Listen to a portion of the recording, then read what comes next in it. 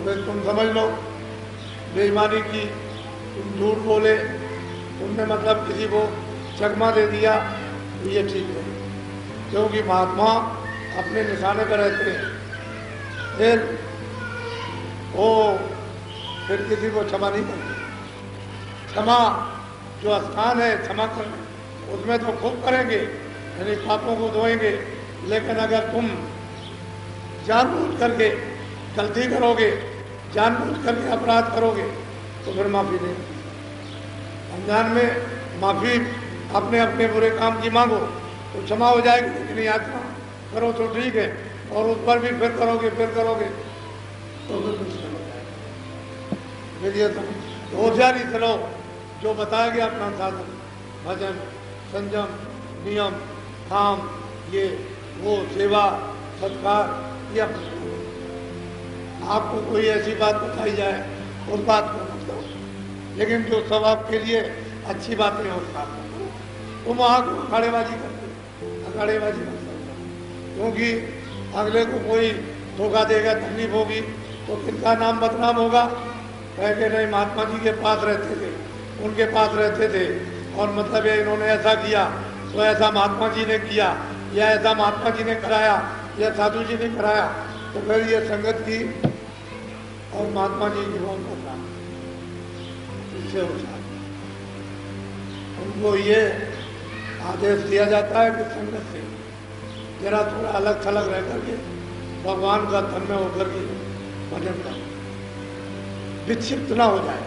अगर मन विक्षिप्त हो गया तो संगत के सब छूट जाएंगे, सत्संग के सब छूट जाएंगे, फिर आप बुरे रास्ते तो वचन को पकड़े रहोगे, याद करते रहोगे, तब तो लगे रहोगे।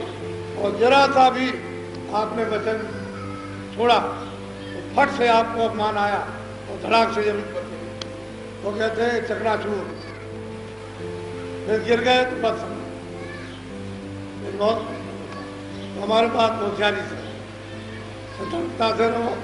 और जब आपको इतनी ऊंची बड़ी चीज मिल रही है तो हम तो वैसे भी बोले वाले, हम आपके साथ नहीं करते, अच्छी से अच्छी देते रहते हैं, धक्के खाते रहते हैं, आप हर तरह से धक्के देते हो तो हम खाते ही रहते हैं। आप सोचते हैं कि चलो किसी तरह भला हो कैसे ठगो, उनको खुद ही ठग गए और ठगने ठग को ठग लिया। तो महात्माओं को कोई ठग नहीं सकता, ना उसको कोई कर नहीं सकता। तो ये जो संगत का इतना बड़ा जो विस्तार है, ये सब आप लोगों ने तन से, मन से, धन से, वचन से, शरीर के अंगों से आप लोगों ने की है सेवा। उसका फल आपको, मैं तो एक निमित्त था, आप भी तो इसका फल उठाओगे, मैं तो एक निमित्त था। अब मेरा ये देखना है कि आपकी सेवा उचित लग रही है कि नहीं लग रही, तन की हो, मन की हो, धन की हो, सामान की हो और आत्मा की हो, ये सेवा उचित है तुम्हारी लग रही, कोई छीना झपटी, कोई चोरी तुम्हारी दगेबाजी यानी तुम्हारी सेवा में तो नहीं कर रहा है, ये हमारा काम है। क्योंकि तुमको तो मालूम नहीं, तुमने कहा कि नहीं लीजिए, हमने तो अर्पण कर, अब वो हमारा काम है देखने भालने का और संभालने का। इसलिए ये संगत की सेवा का ये आपके सामने परिश्रम है, ये सेवा परिश्रम है और व्यर्थ में ये सेवा नहीं जानी चाहिए। इस सेवा का फल परमार्थ में आत्माओं को मिलना चाहिए। उन्हें ये हमेशा बराबर ख्याल रखो। मेरे पास तो नहीं है एमाल, मैंने कभी मारी बीड़ी, तम्बाकू, सिगरेट, गांजा, चरस, भांग ये तो मैंने कभी खाया। मुझे तो जो आप कपड़ा सबके सामने दे देते हो, हमें पहले लंगोटी ले आते हो, इस बात देते हो, मेरे पास पर्याप्त मात्रा में आप दे देते हो, मैं बांटती रहती हूँ, इसको दिया, उसको दिया, उसको दिया, जिसने कहा मेरे पास तो मैं बांटता रहता हूँ और मैं तो दे देता हूँ। अब रह गया ये कि आप जो सेवा करते हो हर तरह की अन्न की या मतलब है धन की या एक पैसे दो पैसे की, तुमने देखा होगा बच्चे ये बैठे रहते हैं लाइन में, स्वामी जी ले लीजिए एक आज उनके कितना प्यार से सब उच्चारण कर रहे कि ले लीजिए तो एक ही पैसा लेना, चाहे वो चले या ना चले। बहुत से ऐसे पैसे हैं बच्चे देते हैं लेकिन बाजार में बंद हो गए, सरकार ने उसको बंद कर दिया, लेकिन मुझे स्वीकार करना पड़ता, मैं लेता हूँ क्योंकि बच्चों का कहीं भाव ऐसा ना हो जाए कि नहीं दिया तो उनके ठेस लगेगी और वो तो निर्बल वैसे नहीं और मजबूत हो जाएंगे और मतलब यह है कि दृढ़ता से पकड़ेंगे। तो आप ये सब चीज़ें छोटी छोटी अच्छी तरह से देखो, विचार करो, न मुझे तुम्हारे हजार की जरूरत, न ख्वाहिश, न चिंता, न भूख लगी और न तुम्हारे एक पैसे की, और तुम 1000 की दोगे, एक पैसा दोगे, उसको स्वीकार करके तुम्हारे काम में कहा मेरे लिए। मैं तो किराए के मकान में अब भी रह रहा हूँ, जब यहाँ नहीं था तब भी रहता था, कहीं ना कहीं जब गुजारता था और अब मतलब चला जाता हूँ तब भी तो गुजारता हूँ, आ जाता हूँ जब भी गुजारता हूँ। लेकिन ये है कि सेवाओं का सारा फल जो है आत्माओं को भक्ति, ज्ञान और कल्याण, मुक्ति और मोक्ष ये दी। अगर सेवा न ली जाए तो फिर ये बहुत दूर हो जाए। तो इनको अपनापन सेवाओं से होता है। हमने समझी सेवा की, हमने टोकरी डाली, हमने मिट्टी डाली, हमने ये डाला, हमने वो डाल दिया, हमने ये सेवा की, हमने फटुआ चलाया, हमने झाड़ू लगाई, हमने खंभे गाड़े, तो ये सब सेवाओं का यथा उचित है भक्ति वो दिया जाता था। आत्म इधे होशियार हो, किसी के धन को दुरुपयोग मत करो। और मेरे नाम से कोई आदमी मांगे नहीं कि स्वामी जी ने ऐसा कहा कि मुझे आप दे दीजिए, ऐसा कोई भी आदमी संगत नहीं, मेरे नाम से मत मांगे। और जब मैं कहूँगा कि भाई इस सेवा के लिए तुम लोग सेवा करो तो अगर आप मेरे नाम से दोगे तो मुझसे पूछ लो, मैं तो मिलता नहीं, तुमको क्या शर्म है? अरे भाई तो सबसे मिलता हूँ, छोटे से बड़े थे, इससे उससे, तुम हर बात अच्छी बुरी भरी सब पूछ सकते हो, उसके लिए तुमको डर किस बात का? भाई डर किस चीज़ का? जब मैं पहले भी कह चुका हूँ कि कोई धोखा दे, बेईमानी करे तो मुझसे पूछो, तुम्हारा भी संशय दूर हो जाएगा, भ्रम भी दूर हो जाएगा और मतलब सही दिशा मिल जाएगी, तुमको दुख नहीं होगा। नहीं धोखा दे जाएगा तुम हमेशा रो कि संगत में धोखा हो गया और गुरु महाराज ने संभाल ली थी, गलती करोगे तुम और मतलब यह है कि फिर तुम ही गिर जाओ, अपराध लगाओगे, तो ऐसा काम।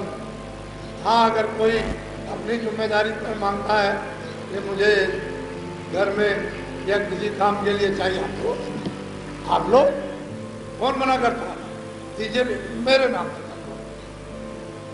मुझे कलंकित मत करो, आप अपना दो अपना लो, तो भाई मैं लेता हूँ, मैं तुमको दूंगा, इसकी जिम्मेदारी मेरी तुम्हारी और महाराज जी की जिम्मेदारी नहीं है, तो ठीक है लीजिए दीजिए, मैं क्या मना करता।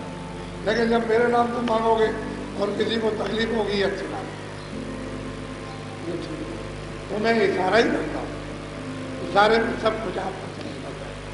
और ऐसे लोग को आदेश देता हूँ कि वो लोग भजन करें ज़्यादा से ज़्यादा, अच्छा है। शायद भजन करने में फिर माफ़ी हो जाए, वो ये तो नहीं है कि कोई मैं श्राप दे रहा हूँ, अरे भाई भजन करने के लिए तो कह रहा हूँ। और मतलब ये भजन से पर्दा अगर कट जाए, हट जाए तो अच्छी बात है, तो उस भजन करने में जब भजन करोगे तो सहयोग मिलेगा। नहीं भजन करोगे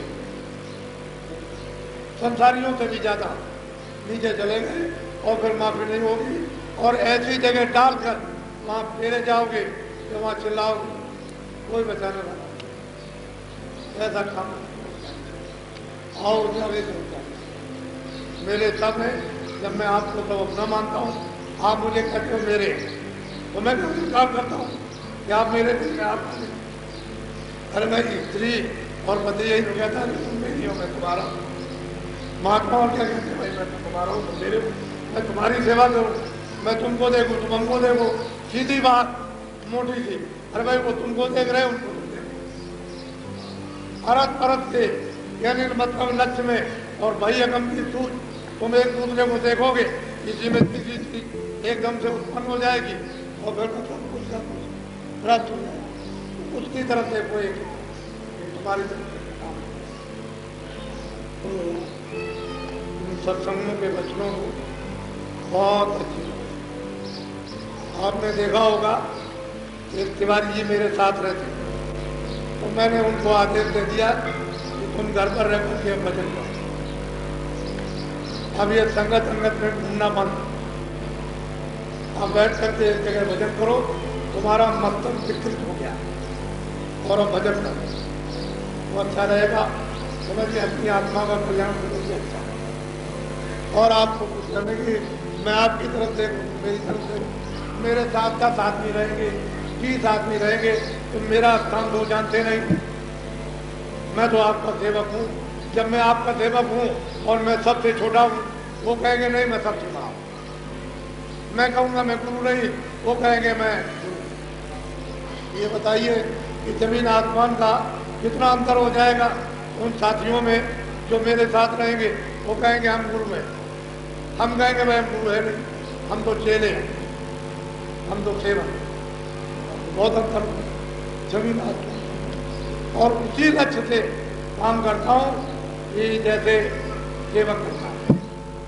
कभी भी स्वप्न में भी कभी यह आभास नहीं हो सकता, न मैंने कभी इस पर ध्यान दिया कि गुरु सबका सेवक, और पहले भी नहीं बना, आगे तो बनने की कोई बात नहीं। तो आप कभी गुरु मत बनना, ये रगड़ देगा, ऐसा पटकेगा, सिद्ध हो जाओगे, वो जाएगा। गुरु मत बनना। जो गुरु बने चले गए सीधे, उनको कोई नहीं बचा सका। ये तो